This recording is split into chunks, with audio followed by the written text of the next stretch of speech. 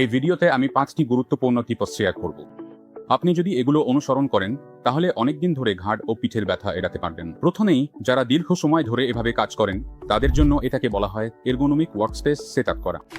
আপনি যদি দেখেন এই বিরক্তিকর ঘাড় ও পিঠের ব্যথা এবং যেসব সমস্যা দেখা দেয় তার মূল কারণই হচ্ছে খারাপ ওয়ার্কস্টেশন সেটআপ। এখানে মূলত 3টি গুরুত্বপূর্ণ জিনিস আছে। আপনি যদি দেখেন সেটা হলো চেয়ারের অবস্থান, স্ক্রিনের অবস্থান আর কিবোর্ড ও মাউসের অবস্থান। তাহলে যখন আমরা আদর্শ চেয়ার পজিশনের কথা বলি তখন মূলত বোঝানো হয় আপনি কতটা আরামদায়ক ও সঠিকভাবে বসছেন, তাই তো? আপনার পা মাটিতে সম্পূর্ণভাবে ও শক্তভাবে রাখতে হবে যাতে একটি স্থিতিশীল ভিত্তি তৈরি হয়, এবং আপনার হাঁটু আইডিয়ালি 90 ডিগ্রি কোণে থাকতে হবে যাতে সঠিক এরগোনমিক সাপোর্ট পাওয়া যায়।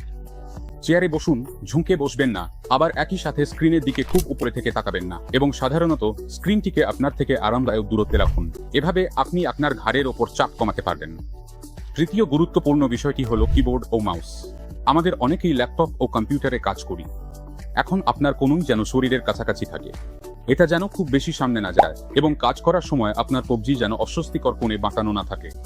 নিরপেক্ষ অবস্থান থেকে কাজ করাই ভালো।